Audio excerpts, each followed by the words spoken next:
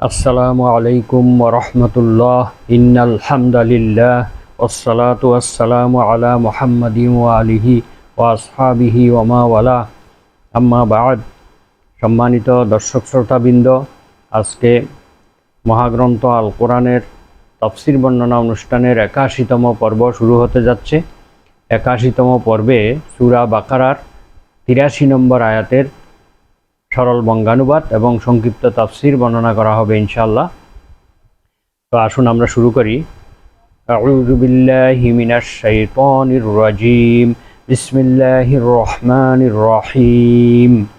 ওয়া ইয আখাযনা মিসাকা বানী ইসরাঈলা লা তা'বুদুনা ইল্লাল্লাহ ওয়া বিল ওয়ালিদাইনি ইহসানাও ওয়া যিল কুরবা ওয়াল ইয়াতামা ওয়াল মাসাকিনি ওয়া কুলু লিন-নাসি হুসনাও ওয়া আকিমুস সালাতা ওয়া আতুজ যাকাতা সুম্মা তাওয়াল্লাইতুম ইল্লা কলিলাম মিনকুম ওয়া আনতুম মু'রিদুন। সাদাকাল্লাহুল আযীম। সূরা বাকারা আয়াত নম্বর ৮৩। মহান আল্লাহ তাআলা বলেন, স্মরণ করো সেই সময়ের কথা যখন আমি বনী ইসরায়েলদের কাছ থেকে অঙ্গীকার গ্রহণ করেছিলাম, বনী ইসরায়েলদের কাছ থেকে ওয়াদা নিয়েছিলাম এই মর্মে যে লা তা'বুদুনা ইল্লাল্লাহ, তোমরা একমাত্র আল্লাহ ছাড়া কারো ইবাদত করবে না, কারো দাসত্ব করবে না, কারো গোলামি করবে না। ওয়াবিল ওয়ালিদাইনি ইহসানা, এবং পিতামাতার সাথে সদ্ব্যবহার করবে। ওয়াজিল কুরবা, এবং নিকটাত্মীয়দের সাথে। ওয়াল ইয়াতামা ওয়াল মাসাকিন, ইয়েতিমগণের সঙ্গে, পিতৃমাতৃহীনদের সাথে এবং মিসকিনদের সাথে, অর্থাৎ নিঃস্ব ব্যক্তিদের সাথে তোমরা সদ্ব্যবহার করবে। ওয়াকুলু লিন-নাসি হুসনা, এবং মানুষের সাথে তোমরা উত্তম রূপে কথাবার্তা বলবে। ওয়া আকিমুস সালাতা, এবং তোমরা সালাত কায়েম করবে। ওয়া আতুজ যাকাহ, যাকাত প্রদান করবে। সুম্মা তাওয়াল্লাইতুম ইল্লা কলিলাম মিনকুম, অতঃপর তোমাদের মধ্য থেকে অল্প সংখ্যক মানুষ ব্যতীত সবাই মুখ ফিরিয়ে নিলে। ওয়া আনতুম মু'রিদুন, এমত অবস্থায় তোমরা একদল অগ্রাহ্যকারী হিসেবে পরিণত হলে, তোমরা আল্লাহর বিধিবিধানকে অগ্রাহ্যকারী হিসেবে পরিণত হলে। তোমাদের মধ্যে অল্প সংখ্যক লোক শুধু আল্লাহর বিধান পালন করেছিল আর বাকিরা সবাই মুখ ফিরিয়ে নিয়েছিল। এই অবস্থায় তোমরা আল্লাহর বিধানের বিদ্রোহী হয়ে গেলে, অগ্রাহ্যকারী হয়ে গেলে, তোমরা বিমুখী হয়ে গেলে। এই আয়াতের সংক্ষিপ্ত তাফসীর এখন আমরা ইনশাআল্লাহ বর্ণনা করব। আল্লাহ তাআলা বনী ইসরায়েলদের থেকে কি প্রতিশ্রুতি গ্রহণ করেছিলেন, বনী ইসরায়েলদের উপরে যে নির্দেশাবলী রয়েছে এবং তাদের নিকট থেকে যে প্রতিশ্রুতি নেওয়া হয়েছিল, এখানে তার বর্ণনা দেওয়া হচ্ছে এবং তাদের প্রতিশ্রুতি ভঙ্গের আলোচনাও করা হয়েছে। তাদেরকে নির্দেশ দেওয়া হয়েছিল তারা যেন একমাত্র আল্লাহর ইবাদত করে, আল্লাহর একত্ববাদকে মেনে নেয়, আল্লাহ ছাড়া কারো যেন দাসত্ব না করে, ইবাদত না করে। শুধুমাত্র এই আদেশটা আল্লাহ তাআলা শুধুমাত্র বনী ইসরায়েলদেরকে দেন নাই, বরং এটা আদম আলাইহিস সালাম থেকে শুরু করে সর্বকালের সব শ্রেণীর উম্মতের প্রতি এই নির্দেশ আল্লাহ তাআলা দিয়েছিলেন। যেমন পবিত্র কোরআনে আল্লাহ তাআলা বলেন, ওয়ামা আরসালনা মিন ক্বাবলিকা মির রাসূলিন ইল্লা নূহি ইলাইহি আন্নাহু লা ইলাহা ইল্লা আনা ফা'বুদুন। আমি যত নবী রাসূল প্রেরণ করেছি আপনার পূর্বে, হে নবী, আপনার পূর্বে আমি যত নবী রাসূল প্রেরণ করেছি তাদের সবাইকে আমি এই মর্মে ওহী প্রেরণ করেছি যে আমি ছাড়া সত্যিকারের কোনো মাবুদ নেই, উপাস্য নেই, আইনদাতা বিধানদাতা নেই। ফা'বুদুন, অতঃপর তোমরা একমাত্র আমারই ইবাদত করো। অর্থাৎ প্রত্যেক নবী রাসূলগণের কাছে প্রত্যেক নবী রাসূলের কাছে আল্লাহ তাআলা এই ওহী পাঠিয়েছিলেন যে একমাত্র তোমরা আমারই ইবাদত করবে, আমারই দাসত্ব করবে, অন্য কারো ইবাদত করবে না। এটি সূরা আম্বিয়া ২৫ নম্বর আয়াত। আল্লাহ তাআলা আরও বলেন, সূরা নাহালের ৩৬ নম্বর আয়াতে বলেন, ওয়ালাকাদ বাআসনা ফি কুল্লি উম্মাতির রাসূলা আনি ইবুদুল্লাহা ওয়াজতানিবুত তাগুত। আমি অবশ্যই প্রত্যেক জাতির কাছে রাসূল প্রেরণ করেছি, আর রাসূলগণ তাদের জাতির কাছে গিয়ে বলেছেন, তোমরা একমাত্র আল্লাহর দাসত্ব করো, আল্লাহর ইবাদত করো, আর তাগুতকে বর্জন করো, অর্থাৎ আল্লাহদ্রোহী শক্তিকে বর্জন করো। তাগুত বলা হয় এমন কিছু সত্তাকে যারা নিজেরাও আল্লাহকে অমান্য করে, অন্যদেরকেও না মানতে বাধ্য করে, অন্যদেরকেও কৌশলে আল্লাহর বিধিবিধান মানা থেকে বিরত রাখে, তাদেরকে তাগুত বলা হয়। তাগুতকে বর্জন করো এবং একমাত্র আল্লাহর ইবাদত করো, এই কথা প্রত্যেক নবী রাসূলের দাওয়াতের মূল বিষয় ছিল এটাই। তো সবচেয়ে বড় হক আল্লাহ তাআলারই, এবং তার যতগুলি হক আছে তন্মধ্যে সবচেয়ে বড় হচ্ছে এই যে একমাত্র শুধুমাত্র কেবলমাত্র তারই ইবাদত করতে হবে এবং তিনি ছাড়া আর কারো ইবাদত করা যাবে না। যেমন সূরা ফাতিহায় আমরা বলি ইয়্যাকা না'বুদু ওয়া ইয়্যাকা নাস্তাঈন, একমাত্র তোমারই আমরা ইবাদত করি, একমাত্র তোমারই কাছে আমরা সাহায্য চাই। আল্লাহ তাআলার কোরআনের সর্বপ্রথমে এই শিক্ষা দিয়ে দিয়েছেন, তিনি ছাড়া আর কারো ইবাদত করা যাবে না, তিনি ছাড়া আর কারো কাছে সাহায্য চাওয়া যাবে না। আল্লাহ তাআলার হকের পরে এবার বান্দার হকের কথা তিনি বর্ণনা করছেন, যে বান্দাদের মধ্যে মা বাবার হক হচ্ছে সবচেয়ে বড়। এই বর্ণনা আল্লাহ তাআলা দিয়েছেন, ওয়াবিল ওয়ালিদাইনি ইহসানাও ওয়াজিল কুরবা ওয়াল ইয়াতামা ওয়াল মাসাকিন। এই কথা আল্লাহ তাআলা অন্য আয়াতেও বলেন, যেমন সূরা লোকমানের 14 নম্বর আয়াতে বলেন, আনিশকুরলি ওয়ালি ওয়ালিদাইক ইলাইয়াল মাসির। তোমরা অবশ্যই পিতামাতার কৃতজ্ঞতা প্রকাশ করো এবং অবশ্যই তোমরা আমার কাছে ফিরে আসবে, আমার কাছে প্রত্যাবর্তিত হবে। এ কথা মনে রেখে তোমরা পিতামাতার শুকরিয়া আদায় করো, পিতামাতার কৃতজ্ঞতা প্রকাশ করো, কারণ পিতামাতার কারণেই তোমরা এই পৃথিবীতে এসেছো এবং পৃথিবীর এই সৌন্দর্য উপভোগ করছো। এরপর সূরা বনী ইসরাইলের 23 নম্বর আয়াতে আল্লাহ বলেন, ওয়া কাদা রাব্বুকা আল্লা তা'বুদু ইল্লা ইয়্যাহ ওয়া বিল ওয়ালিদাইনি ইহসানা। তোমার রবের কাছে এই ব্যাপারে চূড়ান্ত সিদ্ধান্ত হয়ে গিয়েছে যে তোমরা একমাত্র তারই ইবাদত করবে, তিনি ছাড়া আর কারো ইবাদত করবে না, আর পিতামাতার সাথে সদ্ব্যবহার করবে। এখানে আল্লাহর ইবাদতের পরে সর্বপ্রথমে পিতামাতার হকের কথা বলা হয়েছে। বান্দার হকের মধ্যে সবচেয়ে বড় হলো পিতামাতার হক। এ কথা বিভিন্ন আয়াতে আল্লাহ তাআলা তার ইবাদতের পরেই পিতামাতার সাথে সদাচরণ করা, পিতামাতার খিদমত করার কথা উল্লেখ করা হয়েছে। এরপরে আল্লাহ তাআলা বান্দার হকের মধ্যে নিকটাত্মীয়দের কথা বলেছেন। অন্য আয়াতে আল্লাহ বলেন, সূরা বনী ইসরাইলের 26 নম্বর আয়াতে বলেন, ওয়া আতিজাল কুরবা হাক্কাহু ওয়াল মিসকিনা ওয়াবনাস সাবিল। তোমরা আত্মীয় স্বজনকে তার প্রাপ্য হক দিয়ে দিবে এবং নিঃস্ব ব্যক্তিদেরকে তোমরা তাদের হক দিয়ে দিবে। ওয়াবনাস সাবিল, এবং যারা ভ্রমণকারী আছে, মুসাফির, পর্যটক যারা বিপদে পড়ে তাদেরকে তোমরা তাদের হক দিয়ে দিবে, তাদের সাহায্য করবে। এখানে মিসকিন বলা হয় যে ব্যক্তি মানুষের কাছে কিছু চায় না, নিজের অভাবের কথা কাউকে বলে না, কিন্তু অভাবের মধ্যে সে কষ্ট পায়। এই জন্য আল্লাহ তাআলা এই মিসকিনদের ব্যাপারে পবিত্র কোরআনে বলেছেন, লা ইয়াসআলুনান নাসা ইলহাফা।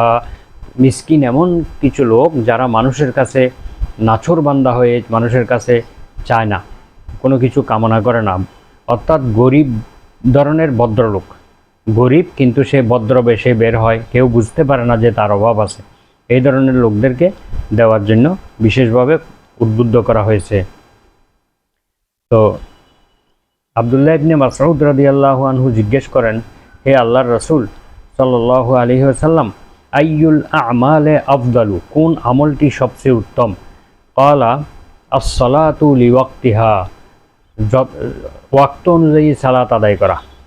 ওয়াক্ত অনুযায়ী সালাত আদায় করা এটা সবচেয়ে উত্তম কাজ। পবিত্র কোরআনেও বলা হয়েছে, যে ইন্নাস সালাতা কানাত আলাল মুমিনিনা কিতাবাম মাওকুতা, নিশ্চয়ই সালাত মোমেনদের উপরে ওয়াক্ত অনুযায়ী ফরজ করে দেওয়া হয়েছে। সুতরাং ওয়াক্ত অনুযায়ী সালাত আদায় করা এটাও একটা ফরজ। তো সর্বোত্তম কাজ হলো ওয়াক্ত অনুযায়ী সালাত আদায় করা। তারপরে সুম্মা আইয়ুন, তারপর কোনটি? নবীজি বললেন যে পিতামাতার খিদমত করা। তারপর জিজ্ঞেস করলেন সুম্মা আইয়ুন, তারপর কোনটি? নবী করিম সাল্লাল্লাহু আলাইহি ওয়াসাল্লাম বলেন ক্বালা আল জিহাদু ফি সাবিলিল্লাহ, আল্লাহর পথে জিহাদ করা, আল্লাহর পথে সংগ্রাম করা। তো এখানে মা বাবার খিদমতের কথা দ্বিতীয় পর্যায়ে বলেছেন, অর্থাৎ আল্লাহর ইবাদতের পরে, সালাতের পরেই মা বাবার খেদমত করার কথা বলা হয়েছে। আরও একটি বিশুদ্ধ হাদিসে উল্লেখ রয়েছে, এক ব্যক্তি জিজ্ঞেস করলেন মান আহাক্কু বিহুসনি সাহাবাতি ইয়া রাসূলুল্লাহ, হে আল্লাহর রাসূল, আমার সবচেয়ে উত্তম ব্যবহার পাওয়ার, উত্তম আচরণ পাওয়ার, সবচেয়ে বেশি খেদমত পাওয়ার যোগ্য কে? ক্বালা উম্মুকা, নবীজি বললেন তোমার মা। সুম্মা মান, লোকটি বলল তারপর কে? নবীজি বললেন উম্মুকা। সুম্মা মান, তারপর কে? নবীজি বললেন উম্মুকা। সুম্মা মান, তারপর কে? নবীজি বললেন আবুকা। অর্থাৎ তিনবার মায়ের কথা বলে চতুর্থবারে পিতার কথা বলেছেন। তার মানে বোঝা গেল মায়ের অধিকার বাবার চাইতে 3 গুণ বেশি। এটিও একটি বিশুদ্ধ সহিহ হাদিস। এভাবে পিতামাতার মর্যাদা কোরআন এবং হাদিসে সবচেয়ে বেশি দেওয়া হয়েছে। আত্মীয় স্বজনদের মধ্যে এবং নিকট আত্মীয়দের মধ্যে পিতামাতার হক সবচেয়ে সবার আগে। ওয়া'বুদুল্লাহ ওয়ালা তুশরিকু বিহি শাইআ ওয়া বিল ওয়ালিদাইনি ইহসানা। সূরা নিসার এই আয়াতে আল্লাহ বলেন যে তোমরা কেবলমাত্র শুধুমাত্র আল্লাহরই ইবাদত করো এবং তার সাথে কোনো কিছুকে অংশীদার স্থাপন করো না এবং পিতামাতার সাথে সদ্ব্যবহার করো। সূরা নিসা 36 নং আয়াত। হাসান বসরি রাহিমাহুল্লাহ বলেন এই আয়াতের ভাবার্থ হচ্ছে যে তোমরা ভালো কাজের আদেশ দান করো এবং মন্দ কাজ থেকে বিরত রাখো, আর সহনশীলতা, ক্ষমা করার নীতি অবলম্বন করো। এটাই হচ্ছে উত্তম চরিত্র, যা গ্রহণ করা প্রত্যেক মানুষের জন্য উচিত। মহানবী সাল্লাল্লাহু আলাইহি ওয়াসাল্লাম বলেছেন যে তোমরা কোনো ভালো জিনিসকে তোমরা ঘৃণা করো না, ভালো কাজকে তোমরা ঘৃণা করো না। কিছু করতে না পারলেও অন্তত তোমার ভাইয়ের সাথে হাসি মুখে সাক্ষাৎ করো। আন আবি যাররিন রাদিয়াল্লাহু আনহু, আবু যর গিফারি রাদিয়াল্লাহু আনহু থেকে বর্ণিত সহিহ মুসলিম শরীফে এই হাদিসটি এসেছে, লা তাহকিরান্না মিনাল মারুফ, তোমরা কোনো সৎ কাজকে তুচ্ছ করো না, সৎ কাজকে তোমরা হালকাভাবে নিও না, অর্থাৎ ঘৃণা করো না। ওয়ালাউ আন তালকা আখাকা বিওয়াজহিন তালাকিন, যদিও সেই কাজটি তোমার কোনো মুসলিম ভাইয়ের সাথে হাসি মুখে সাক্ষাৎ করা হোক না কেন। অর্থাৎ হাসি মুখে একজন মুসলিম ভাইয়ের সাথে সাক্ষাৎ করা, এই কাজটিও একটি উত্তম কাজ, এটাকেও তোমরা ছোট মনে করো না। হাসি মুখে সাক্ষাৎ করার কাজটিকেও ছোট মনে করো না। আবু যর গিফারি রাদিয়াল্লাহু আনহু থেকে তিরমিজি শরীফে আরেকটি হাদিস উল্লেখ রয়েছে, তাবাসসুমুকা ফি ওয়াজহি আখিকা লাকা সাদাকাতুন। মহানবী সাল্লাল্লাহু আলাইহি ওয়াসাল্লাম বলেছেন, তোমার একজন মুসলিম ভাইয়ের দিকে তাকিয়ে তুমি যদি মুস্কি হাসি দাও, এটাও তোমার জন্য একটি সাদাকা, তোমার জন্য সাদাকার সওয়াব এর মধ্যে রয়েছে। এই কাজগুলোকে হালকাভাবে নেওয়া কোনোভাবেই উচিত হবে না। উত্তম রূপে কথা বলার নির্দেশ দিয়েছেন, যে যার ব্যাখ্যা হাদিসের মধ্যে এসেছে। এরপর আরও কতগুলি বিষয়ে আল্লাহ তাআলা আলোচনা করেন, যেমন তিনি বলেন আকিমুস সালাতা ওয়া আতুজ যাকাতা, তোমরা সালাত আদায় করো, জাকাত দাও। এই সালাত এবং জাকাত এই দুটি বিধান প্রত্যেক উম্মতের জন্য কম বেশি ফরজ ছিল। এই আল্লাহ তাআলার এই অঙ্গীকারগুলো তাদের কাছ থেকে নেওয়ার পরেও খুব অল্প সংখ্যক লোক এই অঙ্গীকারগুলোর উপরে তারা অটল ছিল, অবিচল ছিল, আর বাকি সবাই আল্লাহ তাআলার এই বিধান থেকে মুখ ফিরিয়ে নেয় এবং তারা প্রতিশ্রুতি ভঙ্গ করে। সুম্মা তাওয়াল্লাইতুম ইল্লা কালিলান মিনকুম, তোমাদের মধ্যে অল্প সংখ্যক লোক ছাড়া বাকিরা সবাই এই আল্লাহর অঙ্গীকারের সাথে অবাধ্যতা করে এবং তারা বিমুখী হয়ে যায়, তারা অগ্রাহ্যকারী হিসেবে গণ্য হয়ে যায়। এই জন্য আল্লাহ তাআলা এই উম্মতকে এই নির্দেশ দিয়েছেন যে ওয়া'বুদুল্লাহ ওয়ালা তুশরিকু বিহি শাইআ, তোমরা আল্লাহর একমাত্র আল্লাহর ইবাদত করো, তার সঙ্গে কোনো কিছুকে শরিক করবে না। অবিল ওয়ালিদাইনি হেসানা, এবং তোমরা পিতামাতার সাথে সদ্ব্যবহার করবে। ওয়াবিজিল কুরবা ওয়াল ইয়াতামা ওয়াল মাসাকিন, এবং ইয়েতিমদের সাথে, পিতৃমাতৃহীন লোকদের সাথে এবং মিসকিনদের সাথে তোমরা উত্তম ব্যবহার করবে। ওয়াল জারিজিল কুরবা ওয়াল জারিল জুনুবি, এবং আত্মীয় প্রতিবেশী এবং দূরবর্তী প্রতিবেশী। ওয়াসসাহিবি বিল জাম্বি, চলার পথের সাথী।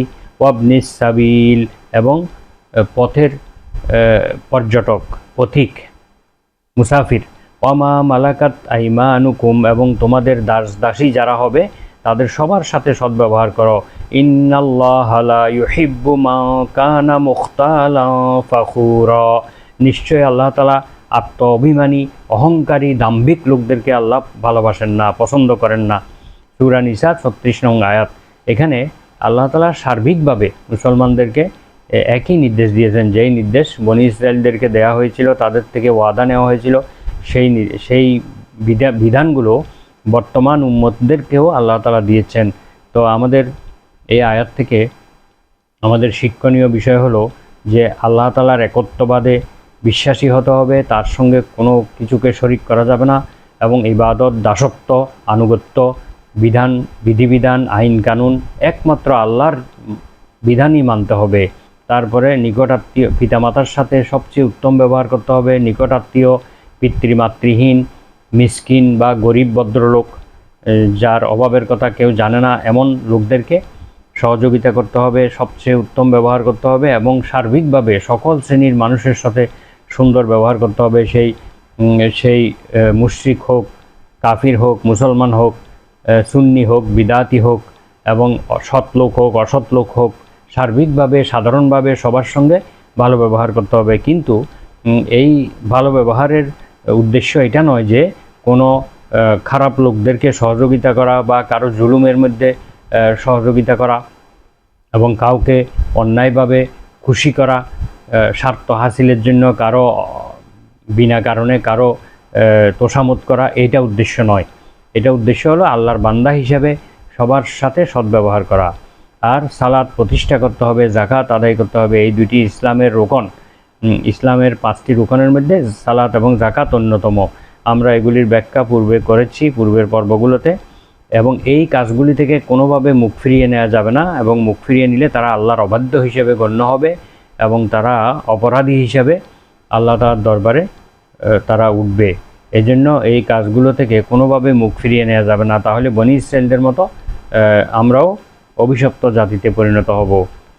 তো বর্তমান যুগে মুসলমানদের দুর্ভোগের কারণ হচ্ছে আমরাও কিন্তু বনী ইসরায়েলের মতো এইসব অপরাধমূলক কর্মকাণ্ডে জড়িয়ে পড়েছি, এবং আমরা আল্লাহ তাআলার অঙ্গীকারকে রক্ষা করিনি। আল্লাহ তাআলার অঙ্গীকার থেকে আমরা বহু দূরে অবস্থান করছি। এই জন্য আমাদের ভাগ্য, আমাদের উন্নতি হচ্ছে না। আমরা সর্বদা নানা বিপদে আপদে আমরা লিপ্ত রয়েছি, এবং পৃথিবীতে মাথা উঁচু করে আমরা দাঁড়াতে পারছি না। যতক্ষণ না আমরা আল্লাহর আনুগত্য করব, ততক্ষণ আমরা এই পৃথিবীতে মাথা উঁচু করে দাঁড়াতে পারবো না। আমাদেরকে সর্বদা নিগৃহীত, লাঞ্ছিত হতে হবে। এজন্য পৃথিবীর বুকে মাথা উঁচু করে দাঁড়াতে হলে এবং আল্লাহর সাহায্য পেতে হলে আল্লাহ তাআলার বিধিবিধানের প্রতি আমাদের ফিরে আসতে হবে। আজকের আলোচনা আমরা এখানে শেষ করছি। সুবহানাকা আল্লাহুম্মা ওয়া বিহামদিকা আশহাদু আল্লা ইলাহা ইল্লা আনতা আস্তাগফিরুকা ওয়া আতুবু ইলাইক। আসসালামু আলাইকুম ওয়া রাহমাতুল্লাহ।